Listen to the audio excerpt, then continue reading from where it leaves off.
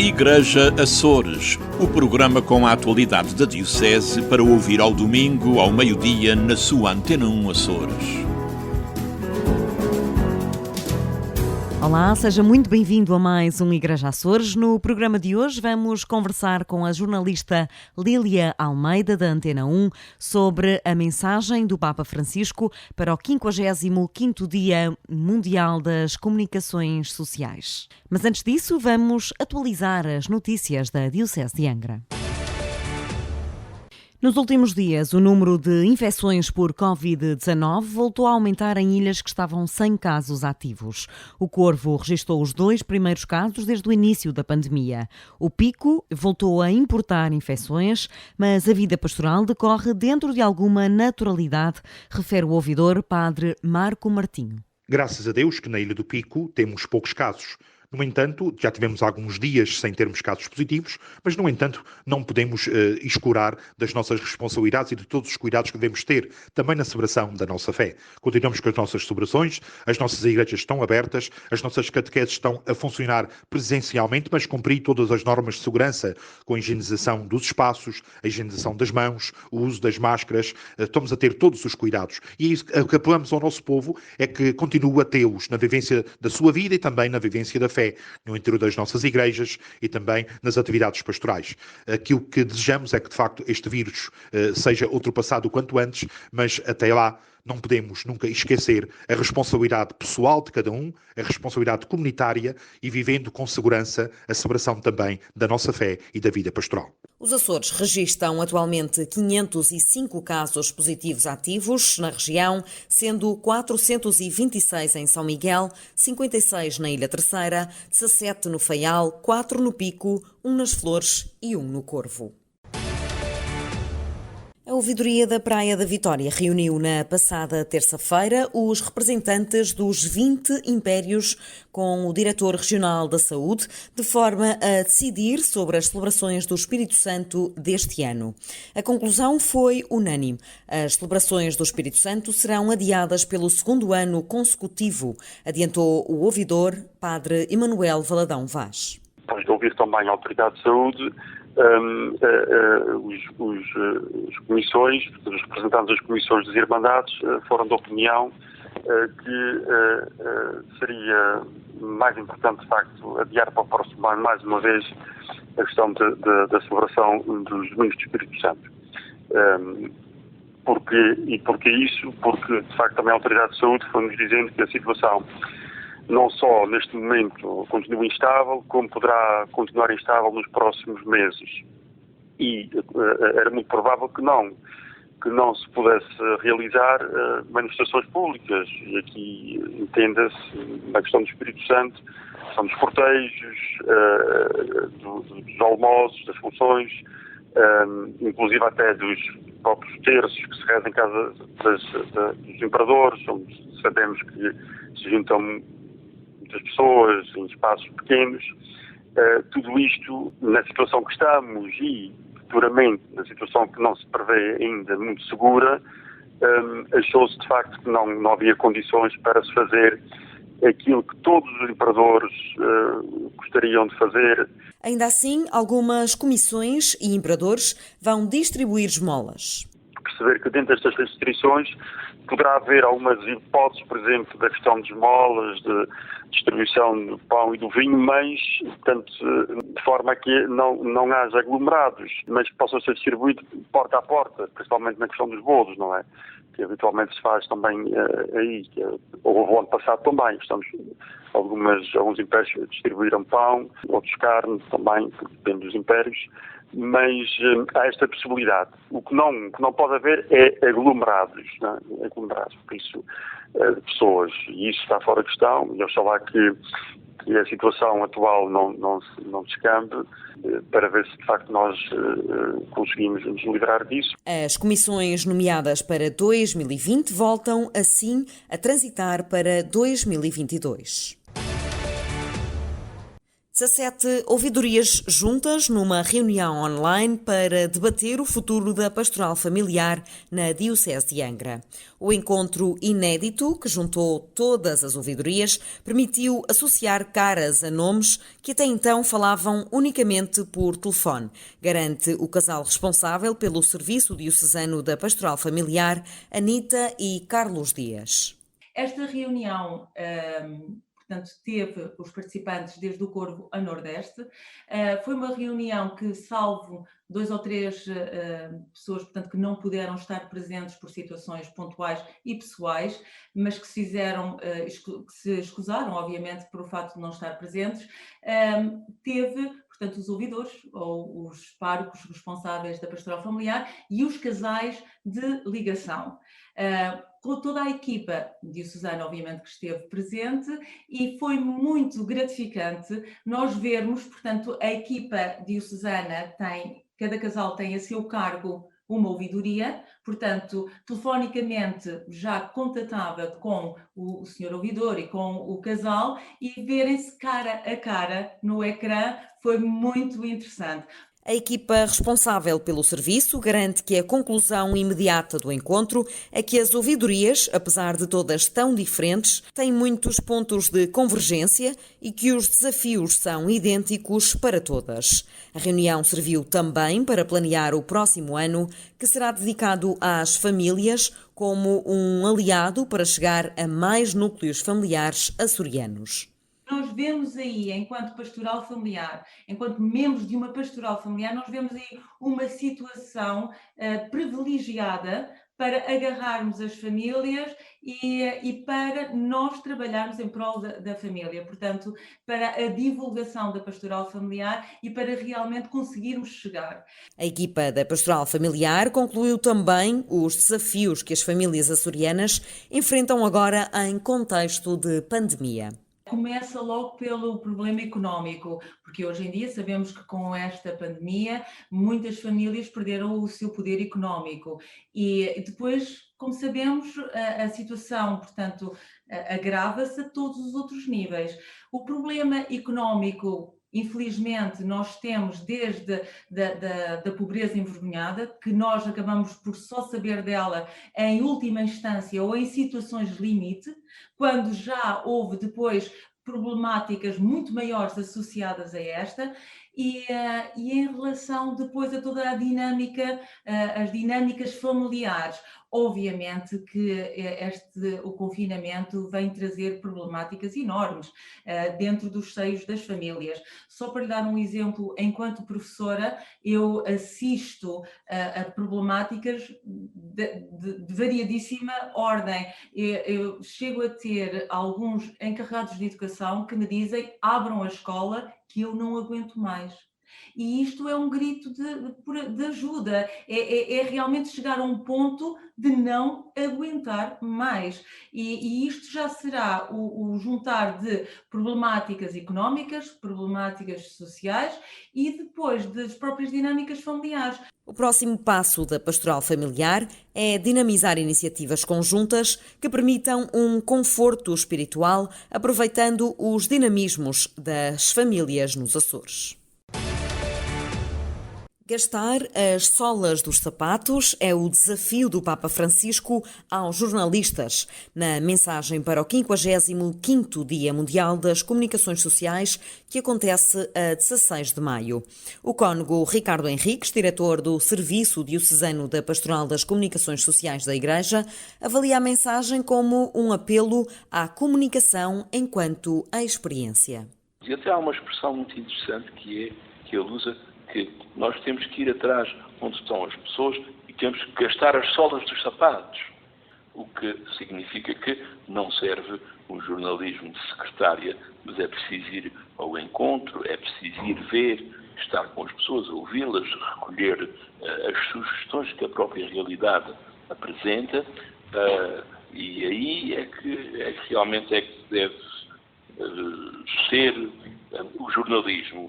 Quer dizer que, acima de tudo, não é feito com palavras ocas ou balofas, mas que é, sobretudo, a comunicação de uma experiência. E na Igreja, toda a comunicação deve ser assim. Comunicação de uma experiência. Em primeiro lugar, a experiência naturalmente com Jesus Cristo, a experiência uns com os outros, isso deve ser comunicativo. Portanto, todo o nosso ser é comunicativo. O sacerdote adianta que a comunicação não pode ser feita com os olhos dos ricos e que neste contexto pandémico o jornalismo não pode esquecer os países mais desfavorecidos, principalmente no que toca à falta de tratamentos e vacinas em algumas partes do mundo. Na prática, digamos assim, o comunicador é alguém que comunica com tudo. Tudo comunica, os olhos, o tom, os gestos, o tom de voz que se usa, etc. Tudo isso é comunicativo. A mensagem fala até de uma eloquência vazia, mesmo até em esferas da vida pública, do comércio, como na política. Fala muito e diz uma infinidade de nadas. Achei muita graça a esta expressão. Portanto, na verdade, o ser todo de cada um comunica sempre. O sacerdote garante que este vem e verás, comunicar encontrando as pessoas onde estão e como são, é mais um documento ao estilo do Papa Francisco, com a lucidez e atenção que lhe são características. Igreja a ler com o padre José Júlio Rocha. O livro que vos apresento hoje é talvez a obra-prima de um grande escritor francês do século XX, um dos maiores escritores mundiais, Albert Camus. O livro é A Peste, que vale a pena ler, talvez, nestes tempos de pandemia, para nos compreendermos um pouco a nós próprios, como humanidade sitiada por uma doença. Numa manhã de abril de 1940, conta A Peste, o Dr. Bernard Rieu, a personagem principal, sai do seu consultório e tropeça num rato morto. Este é o primeiro sinal de uma epidemia de peste, que em breve tomará conta de toda a cidade de Oran, na Argélia. Sujeita à quarentena, a cidade torna-se um território irrespirável e os seus habitantes são conduzidos até estados de grande sofrimento, de loucura, mas também de compaixão de proporções desmedidas. Esta é uma história arrebatadora sobre o horror, a sobrevivência e a resiliência do ser humano. Uma parábola para todos os homens de todos os tempos.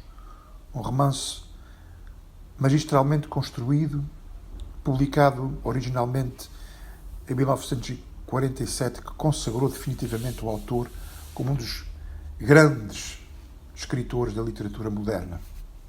O livro teve um sucesso imediato e enorme, que se explica no facto de a cidade de Oran ser o símbolo de uma Europa sitiada pelos nazis como se fossem uma grande peste. Neste romance encontramos o desespero, o medo, a angústia e a incerteza perante o futuro negro, mas também a coragem e a resiliência, a humanidade e um enorme espírito de solidariedade. O romance é trespassado de les a les pela ideia de que estamos sós. E só nós nos podemos salvar com as nossas forças. Por isso, onde houver o bem a fazer, que se faça sem esperar recompensa. Apenas fazer o bem por fazer. Esta ideia de uma humanidade só, diante de um Deus que permanece no lugar do silêncio, é a grande tentação de Camus, que entretanto se afasta do existencialismo ateu de Sartre e nunca desiste de uma busca de Deus, mesmo no absurdo e no silêncio. Esta é verdadeiramente uma obra-prima. Entre Vistas, com o padre Teodoro Medeiros.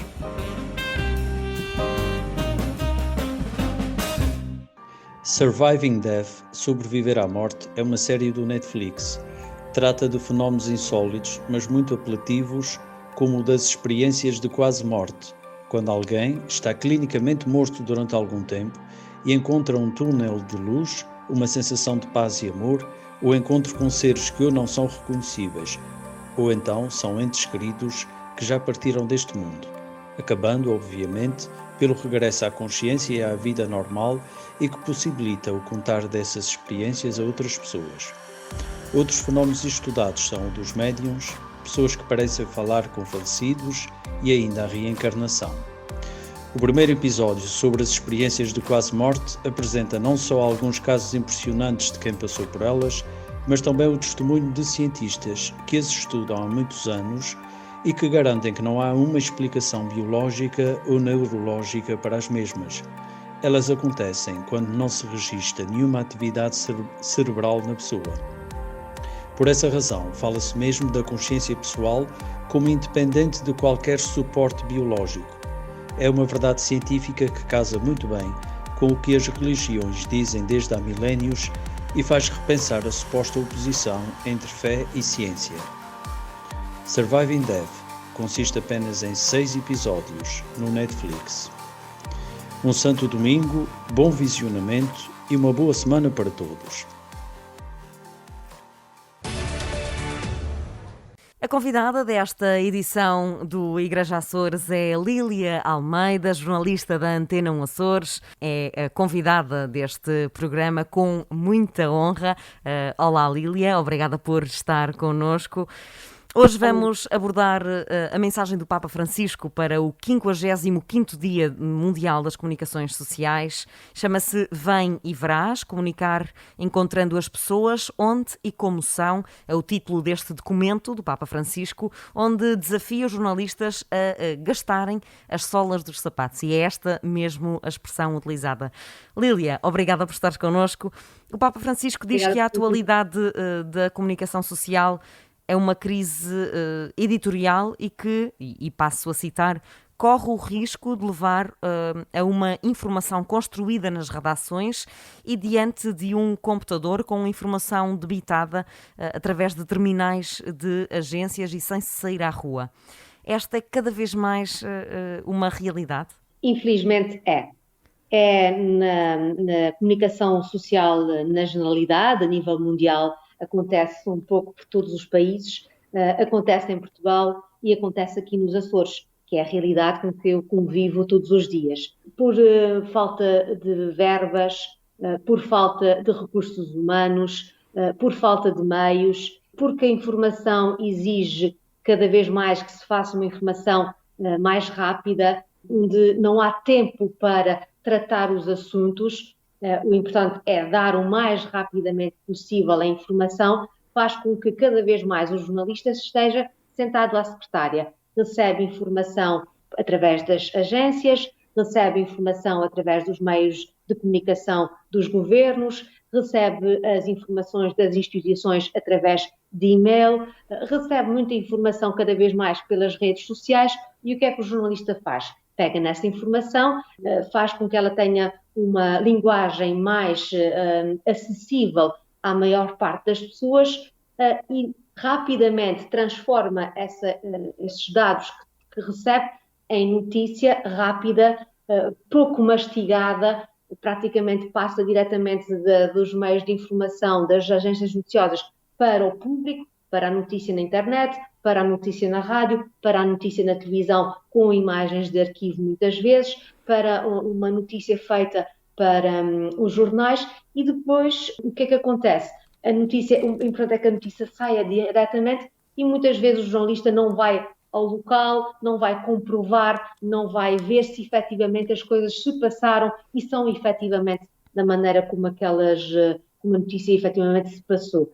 E isso faz com que a informação não seja muito diversificada. Temos, se calhar, muitas vezes, notícias praticamente iguais nos jornais, na rádio, na televisão e na internet. Por isso, eu, quando li esta mensagem do Papa Francisco, não podia concordar mais com esta visão que o Papa tem, que é tão lúcida, que é tão realista e que demonstra por parte do Papa uma preocupação que deve levar jornalistas, os católicos e até mesmo os não católicos, a pensarem, será que estou mesmo a fazer aquilo que estudei para ser? Será que estou mesmo a fazer aquilo que devia? Ou se calhar devia ir mais à rua, falar mais com as pessoas, ver como é que a realidade é e depois então fazer notícia disso.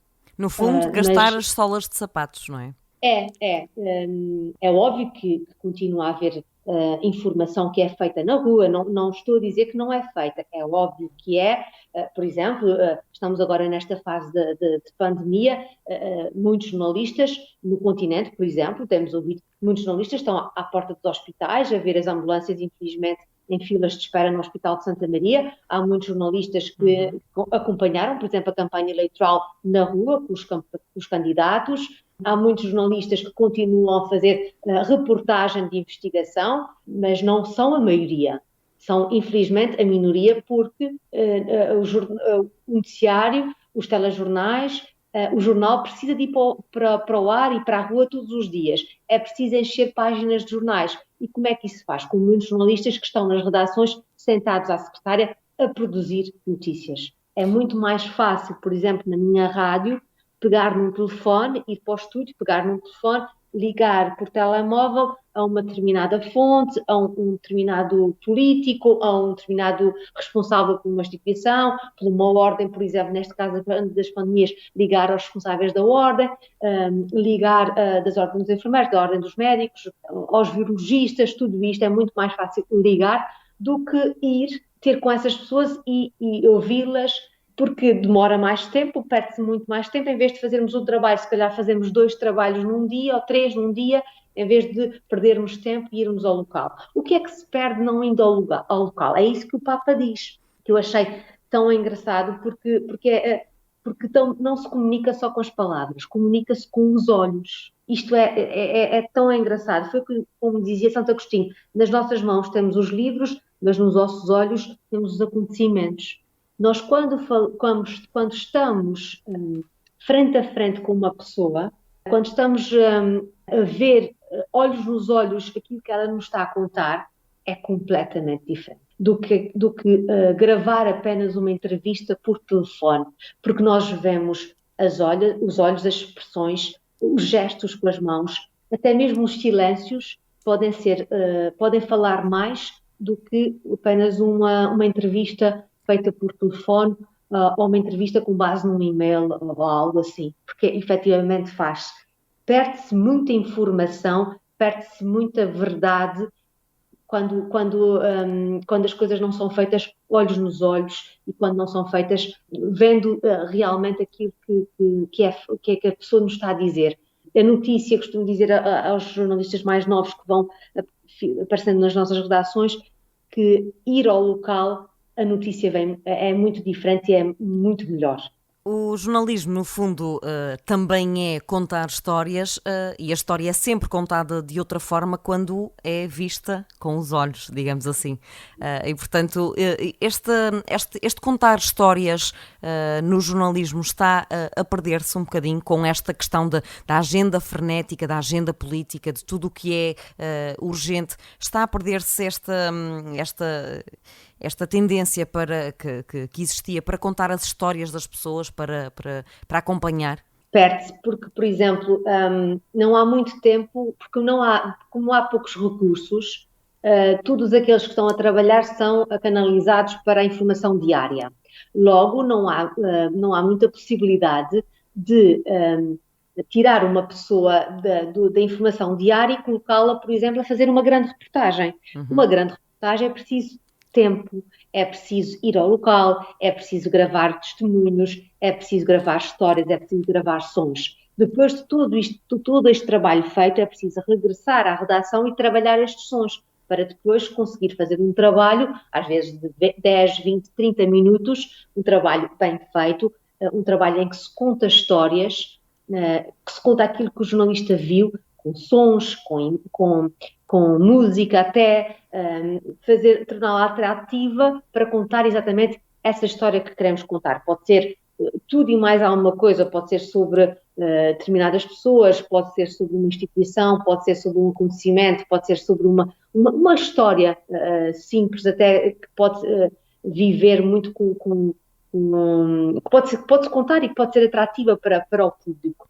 E como não há muitos recursos humanos nas empresas de comunicação, como também não há em muitas outras empresas, não há possibilidade desses jornalistas estar, por exemplo, sem produzir informação diária e estar uma semana ou 2 semanas ou 3 semanas só dedicado a uma grande reportagem. E isso faz com que cada vez menos haja essas grandes histórias, porque as empresas não têm exatamente essa possibilidade. E perde-se, efetivamente, perde-se um bocadinho, a reportagem perde espaço, a entrevista perde espaço, em prol de uma informação diária que é obrigatória ter. Eu todos os dias tenho que ter aquelas notícias do dia-a-dia, aquilo que vai surgindo, o mau tempo, por exemplo, agora nestes dias a tempestade de São Justino, eu tenho que ter todos os dias informação relativamente à Covid, tenho que ter todos os dias a informação daquilo que vai acontecendo. Não dá para tirar pessoas da informação diária para estarem dedicados a contar histórias. Não há muito esse espaço, infelizmente. Esperemos que as coisas possam mudar um pouco. Eu espero que sim. Eu espero que este seja um tempo atípico, em que estamos a fazer essa informação mais rápida e mais imediata, porque tem que ser, porque as pessoas também querem saber o que é que está a passar no mundo e na nossa região e no nosso dia-a-dia.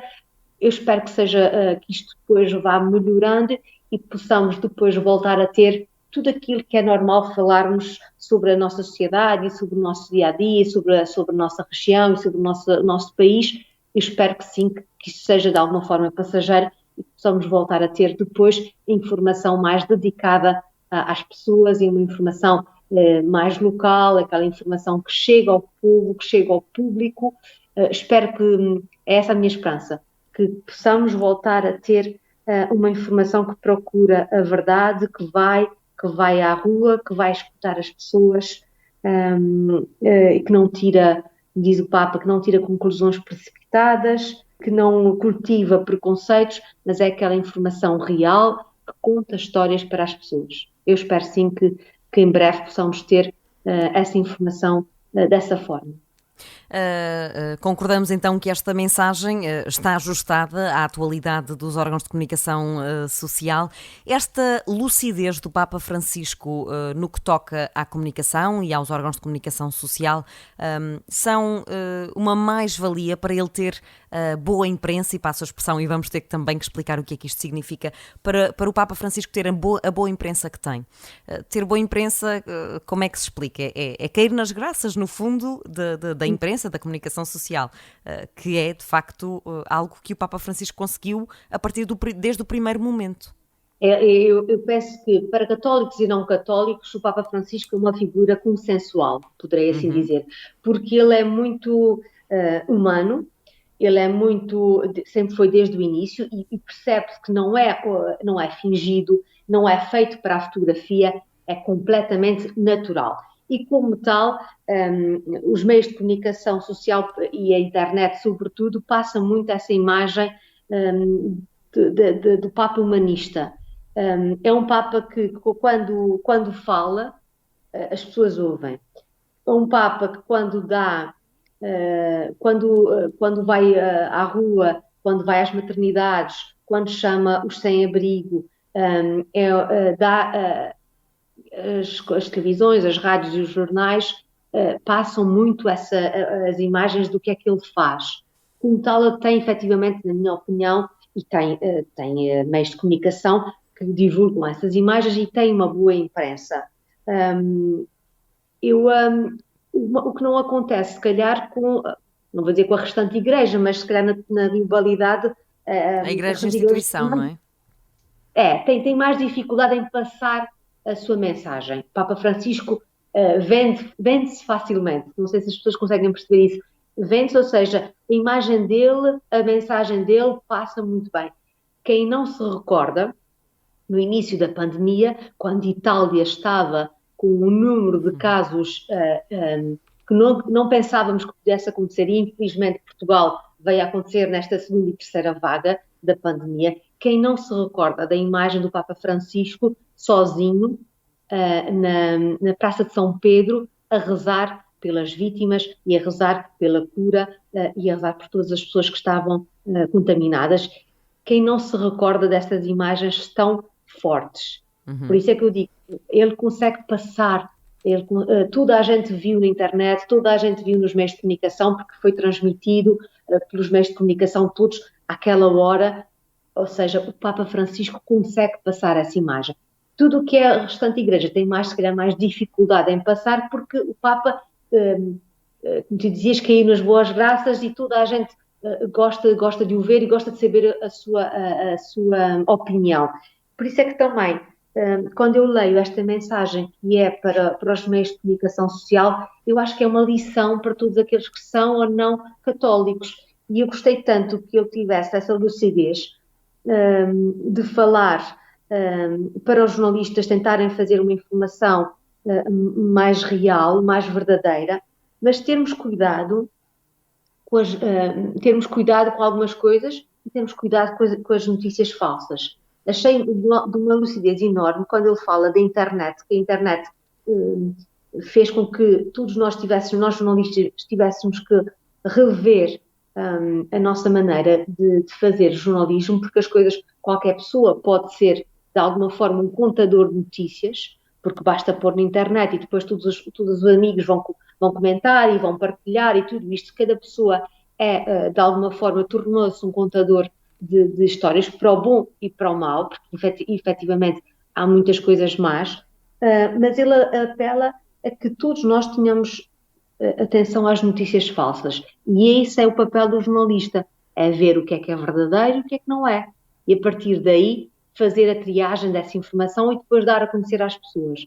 Por isso eu acho que essa mensagem tem tanta lucidez e tanta verdade que fala às pessoas, fala aos jornalistas para trabalharem com paixão.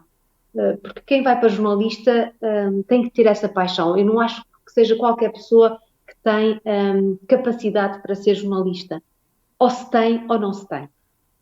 E é tão engraçado ver naqueles que vão chegando às redações quem é que efetivamente tem essa paixão, porque ninguém vai para o jornalismo para enriquecer, não é por aí. Vamos para o jornalismo porque temos essa vontade de comunicar e de transmitir e dar as notícias em primeira mão e sermos um veículo para o público que está lá em casa. E é preciso, às vezes, vir pessoas novas e nós próprios pensarmos, ok, eu tenho esta paixão lá dentro, às vezes está um bocadinho adormecida, mas é preciso que ela venha lá de vez em quando cá para fora.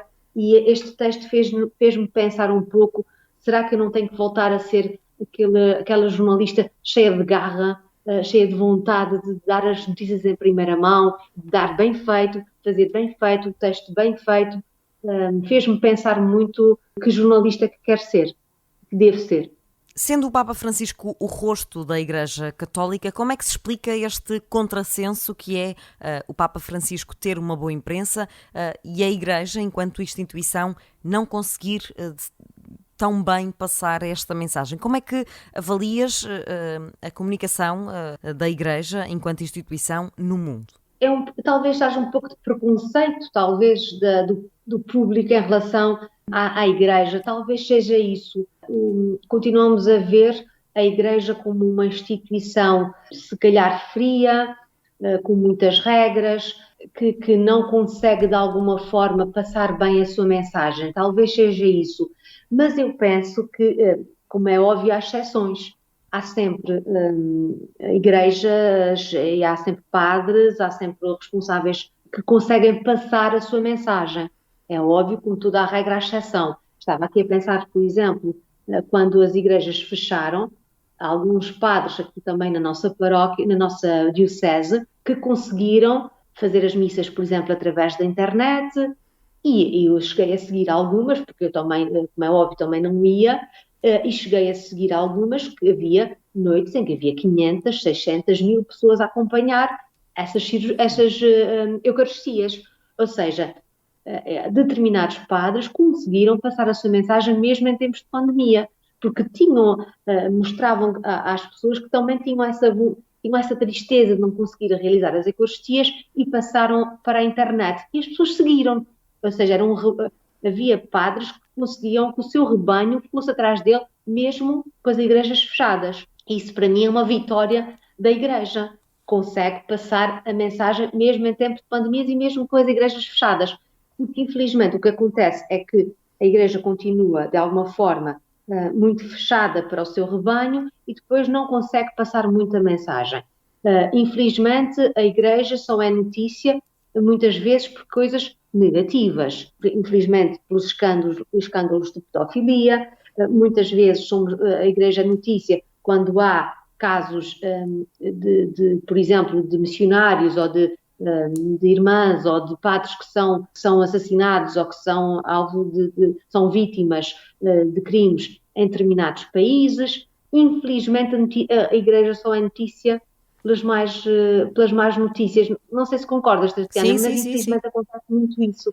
Como é que se dá a volta? Como é que se dá a volta? Com bons exemplos, talvez. Com bons exemplos, eu penso que talvez seja isso, com coisas que são feitas em prol de uma igreja que é mais humanista, uma igreja que é mais, que vai à rua e que ajuda as pessoas, a igreja que se calhar em vez de exaltar apenas as pessoas a serem melhores pessoas, mas não ser ela própria boa para o seu rebanho, a igreja que sai do púlpito e vai para a rua, talvez aí os jornalistas consigam de alguma forma olhar para esses exemplos e fazer notícia deles. Talvez aí, se a igreja fosse mais humanista, que vá mais à rua, que vai mais às suas pessoas, talvez aí consiga ser melhor vista e a comunicação social também faça daí notícia. Talvez por aí. Neste documento, o Papa também agradece a coragem de muitos jornalistas, mas também não se esquece dos operadores de câmara, dos editores, dos cineastas. Lília, ser jornalista ainda é para ti um ato de coragem? Eu acho que é. Quando li a mensagem pensei exatamente naqueles jornalistas que vão para teatros de guerra, que vão para países dificílimos de trabalhar, que vão para países onde eu não sei se tinha coragem de ir. A verdade é essa, porque nós acostumamos a fazer aquele jornalismo aqui na região, um jornalismo fácil, não é? Seguro, acima de tudo, não é? Seguro, seguro acima de tudo. O Papa dava o exemplo, por exemplo, de em tempo de pandemia, os jornalistas têm a coragem de contar, por exemplo, as desigualdades na atribuição das vacinas, as diferenças sociais e económicas que vão fazer com que, por exemplo, países da África só devam começar a receber vacinas em 2022 ou 2023, quando nós já temos vacinas aqui em 2021. Esse jornalismo que conta as verdades, este jornalismo que não tem medo. E é preciso exatamente valorizar estes jornalistas que têm coragem e que contam, que vão pelo mundo contar as situações.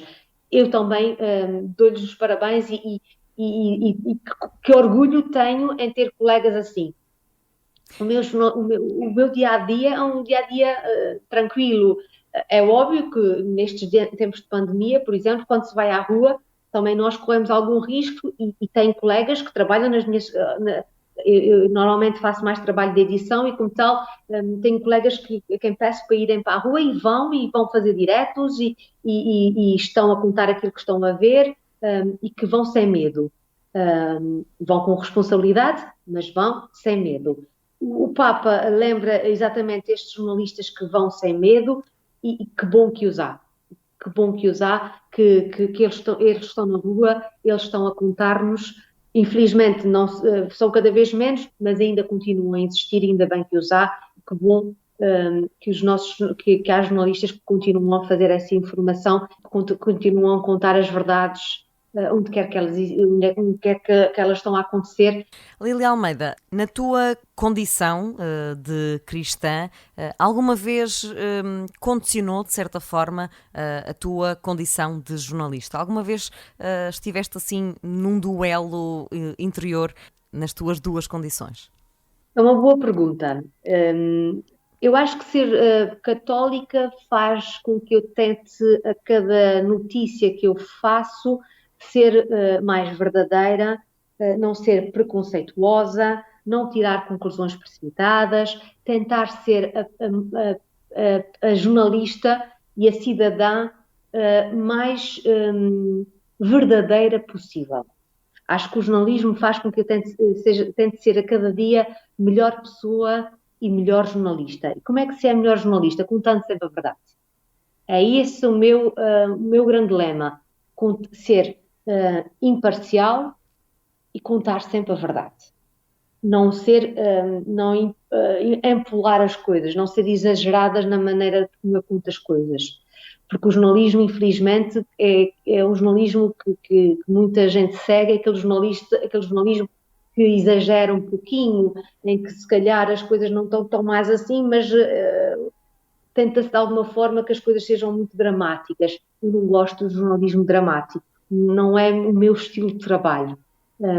Graças a Deus, na rádio onde eu trabalho, na Antena 1, não há este espaço ao drama, o horror, como a gente costuma até brincar. Não há grande espaço. Há espaço para uma informação real, direta, verdadeira, e é assim que eu gosto. Aquela informação que conta a verdade, ponto final. Não há nada mais ali à volta. Eu gosto dessa informação direta. Tento sempre ter a informação mais curta, concisa e direta. O que é que de alguma forma pode ter acontecido uma outra vez na minha vida? Ter que dar notícias que eu sei que vão ter impacto na vida das pessoas, de algumas pessoas. Ou seja, se nós temos que dar determinadas notícias que eu sei que vão magoar determinadas pessoas.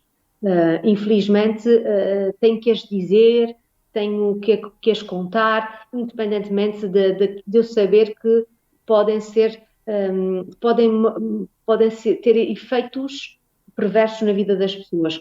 Não vou fazer gratuitamente, só o vou fazer quando tenho provas, quando eu sei que tenho fontes que são fidedignas, e só avanço com determinada notícia quando tenho que a fazer e temos provas que efetivamente determinada coisa aconteceu. Estava a pensar, por exemplo, quando temos que dar notícias de determinados julgamentos ou determinadas coisas que acontecem e que são menos boas, eu tenho que as dar, mas só as dou quando tenho fonte, tenho a certeza que isso verdadeiramente aconteceu. Antes disso, não quero dar essas notícias sem ter as fontes, sem ter a certeza que elas efetivamente aconteceram. Porquê? Porque não queremos destruir a vida de ninguém. E isso faz com que eu, como católica, se calhar tenho mais alguma preocupação, mais algum...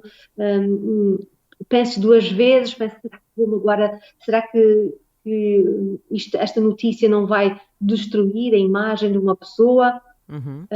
Mas ser católica nunca me colocou verdadeiramente em conflito.